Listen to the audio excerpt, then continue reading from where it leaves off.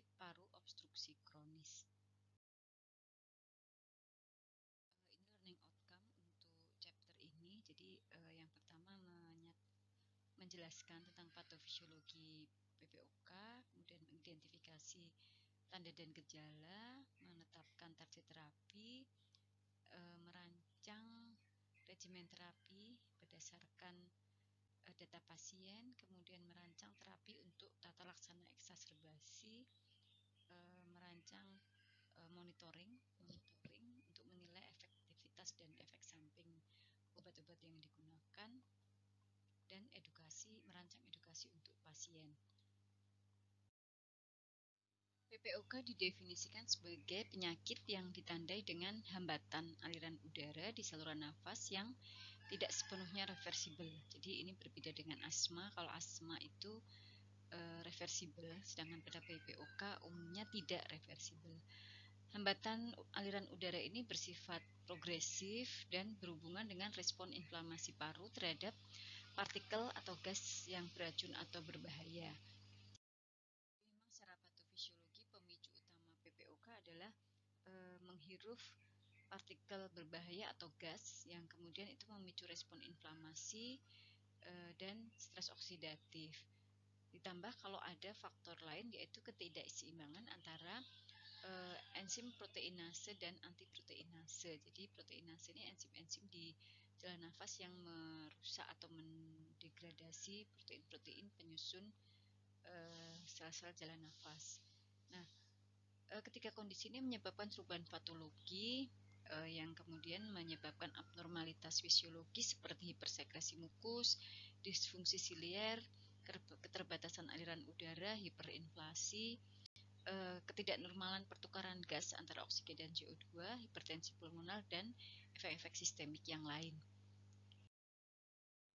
Diagnosa PPOK klinik ditegakkan apabila dari hasil anamnesis ada faktor risiko seperti usia, kemudian riwayat paparan, asap rokok, polusi udara, atau polusi lain di tempat kerja. Misalnya bekerja di industri bahan kimia atau gudang bahan kimia yang dia kemudian banyak terpapar bau dari bahan-bahan kimia.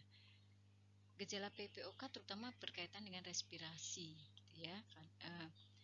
Keluhan respirasi ini harus diperiksa dengan teliti karena sering dianggap sebagai gejala yang biasa pada proses penemuan. Tapi kemudian ada batuk kronis. Batuk kronis ini batuk yang hilang timbul selama 3 bulan yang tidak hilang dengan pengobatan yang diberikan. Kemudian berdahak. Jadi berdahak yang kronis, kadang-kadang pasien menyatakan hanya berdahak terus-menerus tanpa disertai batuk. Jadi tidak sampai batuk, tapi dahak ini cukup mengganggu dan terus-menerus terjadi.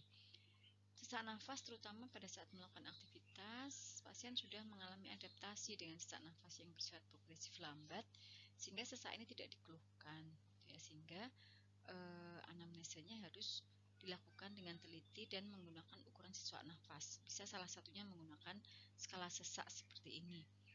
0 jika tidak ada sesak kecuali dengan aktivitas berat. 1 sesak mulai timbul bila berjalan cepat atau naik tangga 1 tingkat. Kemudian berjalan lebih lambat karena merasa sesak, jadi sedang berjalan melambat karena merasa sesak, skornya 2. Kemudian 3, sesak timbul bila berjalan 100 meter atau setelah beberapa menit. 4 ini sudah yang paling parah, sesak hanya bila melakukan aktivitas ringan seperti mandi atau berpakaian. Secara umum, obat-obat yang digunakan untuk tata laksana asma ada bronkodilator. Ya, ini dianjurkan dalam bentuk inhalasi karena lebih efektif bekerjanya, kecuali pada eksaserbasi terpaksa digunakan oral atau sistemik. Kemudian antiinflamasi pilihan utamanya bentuk metilprednisolon atau prednison. Untuk penggunaan jangka panjang PPOK stabil hanya bila uji steroidnya positif. Tetapi antiinflamasi steroid ini digunakan pada eksaserbasi, bisa digunakan pada eksaserbasi dalam bentuk oral atau sistemik. Antibiotik tidak dianjurkan untuk penggunaan jangka panjang untuk pencegahan eksaserbasi, tetapi diberikan pada eksaserbasi di mana ada infeksi dan pilihan antibiotiknya disesuaikan dengan pola kuman hasil uji kultur. Kemudian mukolitik tidak diberikan secara rutin, hanya digunakan pada pengobatan simptomatik bila terhadap dahak yang kental dan lengket. Antitusif hanya diberikan bila terdapat batuk yang sangat mengganggu, tidak digunakan secara rutin. Kita lihat satu persatu golongan obatnya. Yang pertama bronkodilator. Bronkodilator ini adalah tata laksana utama untuk mengatasi gejala simptomatik dari PPOK. Obat-obat ini mengurangi gejala dan meningkatkan toleransi terhadap exercise, toleransi latihan, aktivitas fisik, serta meningkatkan kualitas hidup. Bronkodilator pertama ada beta 2 agonis. Golongan beta 2 agonis beta 2 ini menyebabkan relaksasi otot polos jalan nafas dengan cara menstimulasi reseptor beta adrenergik. Kemudian efek selulernya, efek molekulernya adalah meningkatkan stimulasi enzim adenilat siklase untuk membentuk CAMP. Agonis beta 2 ini juga memperbaiki transport mukosilier. Jadi bulu-bulu silier di saluran nafas kita tuh berfungsi untuk clearance mukosa. Jadi ini ditingkatkan oleh bronkodilator. Beta 2 agonis bisa diberikan dalam bentuk inhalasi oral atau parenteral, dan yang paling baik adalah rute inhalasi karena memberikan efek samping yang paling kecil.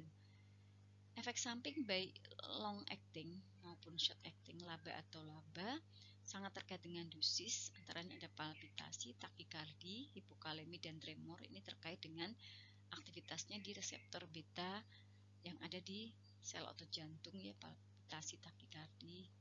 Kemudian ada gangguan tidur bisa terjadi pada penggunaan inhalasi dosis tinggi yang laba, inhalasi laba dosis tinggi.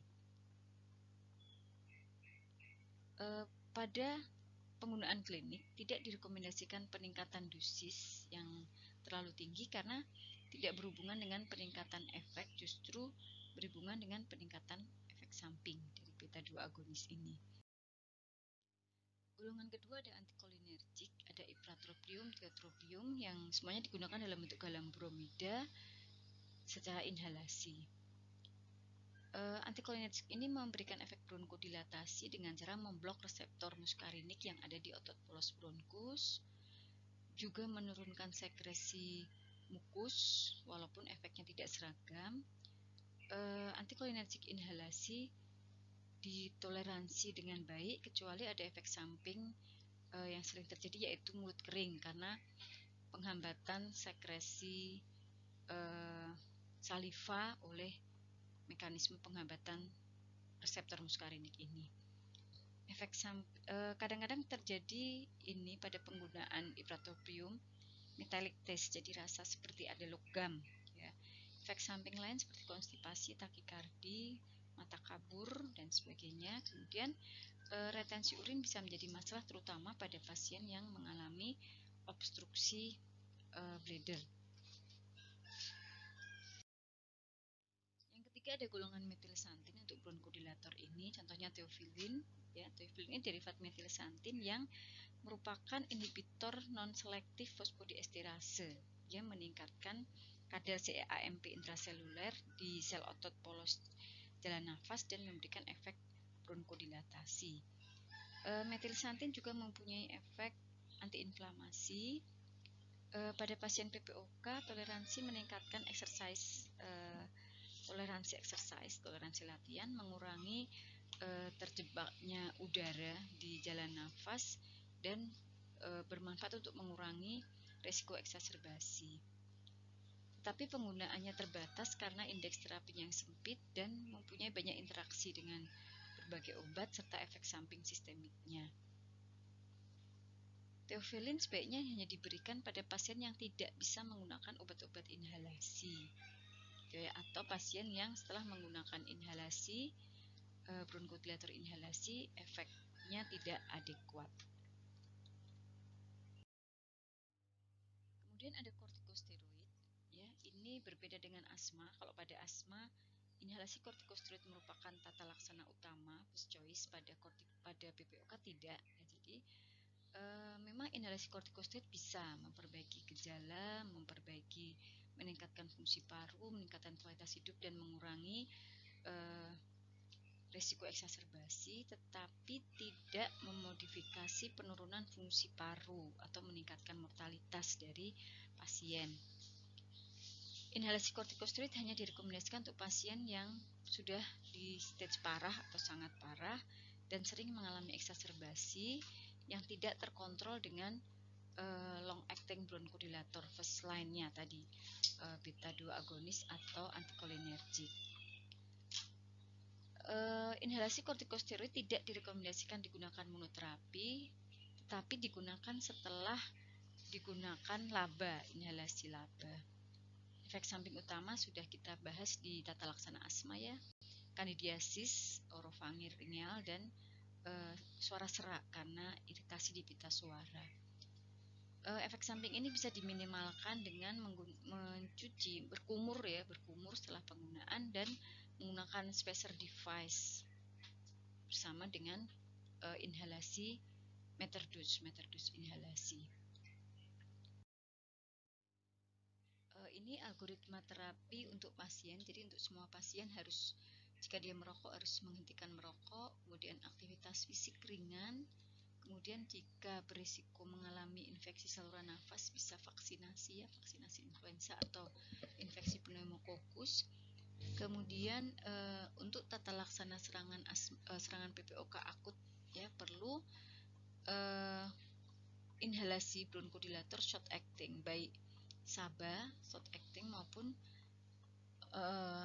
antikolinergik inhalasi short acting jika perlu. Kemudian dinilai risiko berdasarkan gejala dan risiko eksaserbasi. Kalau gejalanya memburuk, maka ditambahkan inhalasi bronchodilator long acting, bisa antikolinergik atau LABA. Kemudian jika masih ada gejala simptom respiratori, bisa dirubah ke terapi alternatif yang lain atau menggunakan bronchodilator long acting yang lain. Jadi kadang-kadang sama-sama LABA gitu ya, efeknya bisa berbeda pada pasien. Kemudian bisa dikombinasi antara misalnya kombinasi antikolinergik dengan LABA. Kalau belum berhasil juga bisa dipertimbangkan menggunakan atau menambahkan theophylline. Kalau ada resiko eksaserbasi, maka mulai boleh menggunakan ICS plus LABA ya, salah satu LABA. Second choice-nya LABA beta 2 agonis, LABA dan long acting antikolinergik atau terapi alternatif ICS plus LABA plus long acting antikolinergik. Jika pasien mempunyai riwayat bronkitis kronis, bisa ditambahkan inhibitor selektif PDE4. Oke, kemudian ini kalau tidak tercapai juga, tidak adekuat juga, perlu terapi oksigen ya, kemudian rehabilitasi pulmoner atau rehabilitasi pulmoner untuk membatasi atau mengurangi gejala yang dipicu oleh exercise.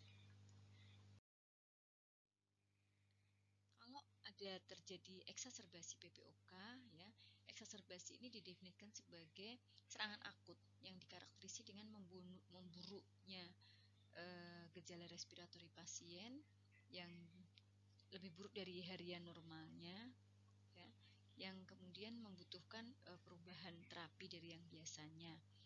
Rata-rata pasien PPOK ini mengalami serangan eksaserbasi 1-2 kali setahun ya, dan frekuensi bisa meningkat dengan progresi penyakit.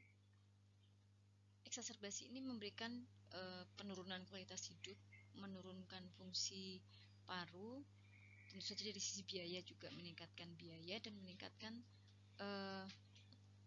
meningkatkan mortalitas hingga pasien butuh dirawat di rumah sakit.